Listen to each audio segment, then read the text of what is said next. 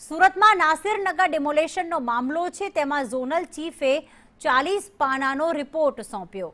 પ્રાથમિક રિપોર્ટ તપાસ સમિતિ સમક્ષ સોંપવામાં આવ્યો. આ રિપોર્ટમાં 15 જેટલા અધિકારીઓના નામ સામેલ છે. તમામ અધિકારીઓનો એક જ સૂર. અધિકારીઓએ કહ્યું કે અમે સીમાંકન માટે ગયા હતા. નોટિસ આપવાના મુદ્દે અધિકારીઓએ મૌન સેવ્યું છે. તમામ અધિકારીઓ એક જ વસ્તુ કહી રહ્યા છે કે અમે સીમાંકન માટે ગયા હતા.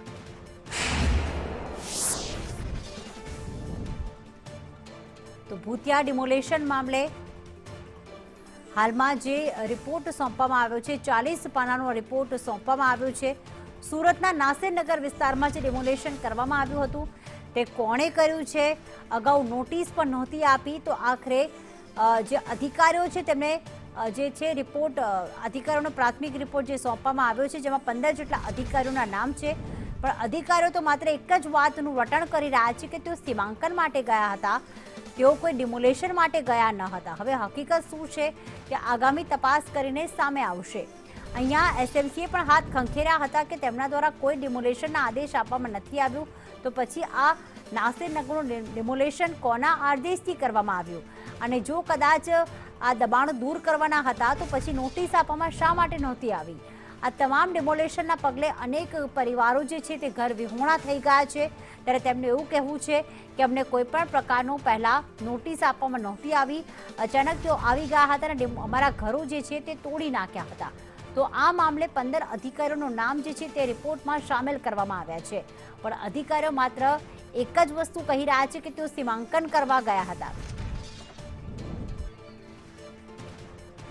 જયેન્દ્ર અમારી સાથે જોડાઈ ગયા છે. જયેન્દ્ર, રિપોર્ટમાં સામે આવ્યું છે કે 15 અધિકારીઓના નામ પણ સામેલ કરવામાં આવ્યા, પણ તેઓ તો કહી રહ્યા છે કે તેઓ સીમાંકન કરવા ગયા હતા.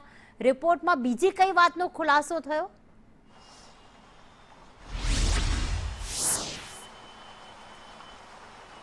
જી પ્રીતિ, જે રીતે નાસિરનગર ડિમોલેશનનો મામલો ચાલી રહ્યો છે, ત્યારે હવે 24 દિવસ બાદ જે સેન્ટ્રલ ઝોનના મેઇન કાર્યપાલક ઇન્જિનિયર છે કમલેશ નાયક દ્વારા, તેમના દ્વારા જે છે રિપોર્ટ જે છે તે તપાસ કમિટી અધ્યક્ષ જે છે કામિની ગજ્જરને સોંપી દેવામાં આવ્યા છે. ત્યારે બીજી બાજુ તેમાં કેટલાક અધિકારી અને કર્મચારીઓના નામ પણ સામે આવ્યા છે.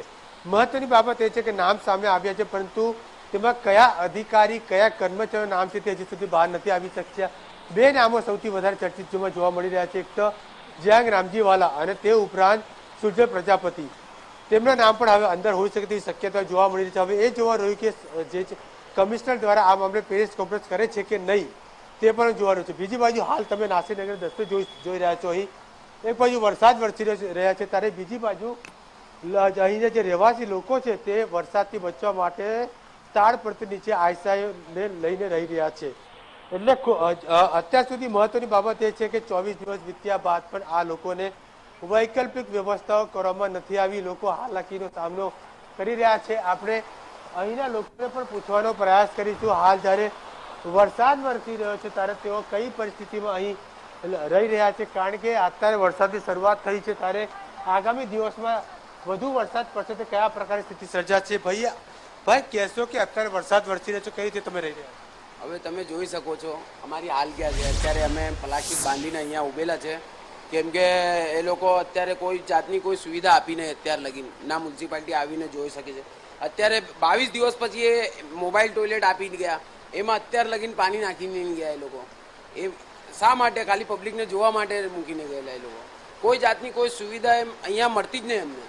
અચ્છા, વરસાદ આવે તો વૈકલ્પિક વ્યવસ્થા માટે કોઈ અધિકારી, કોઈ કર્મચારી, કોઈ નેતા, કોઈ કોર્પોરેટર, કોઈ શાસક પક્ષે કોઈ પૂછવા આવ્યું છે ખરી? ના, અત્યાર લગીને કોઈ નહીં આવ્યું, કોઈ જ નહીં. ખાલી અમારા હર્ષદભાઈ જરીવાલા છે, એ અમારી હેલ્પ કરે છે. એ લોકો એમ કહે છે કે અમે માંગેલું છે સરકારથી, પણ સરકાર કોઈ જવાબ આપતી નહીં. શું લાગે છે, ન્યાય મળશે? હવે જો અત્યારે તો એમાં એવું છે કે ભાઈ સત્તા એ લોકોની છે, વધારે પક્ષ એ લોકોના છે, પર અહીંયા સાફ તરીકે દેખાય છે કે આ લોકો કેવી રીતે અમારી જોડે ગુંડાગર્દી કરે છે. તો પણ વરસાદ વરસી રહ્યો તો વરસાદમાં જ આ નાસિરનગરના લોકો વરસાદથી બચવા માટે આ જે છે લોકો તાડપત્રી નીચે છુપાઈને રહી રહ્યા છે, કારણ કે તેઓને બચાવવું છે, પોતાનું શરીર પણ બચાવવું છે, તમામ પ્રકારનું ધ્યાન રાખવાનું છે. પરંતુ હવે તપાસ કમિટી દ્વારા કયા પ્રકારનો રિપોર્ટ આપવામાં આવે છે, કમિશનર એમ નાગરાજન દ્વારા જે છે કોન્ફરન્સ કરે છે કે નહીં તે બિલકુલ આભાર જયેન્દ્ર તમામ વિગતો માટે.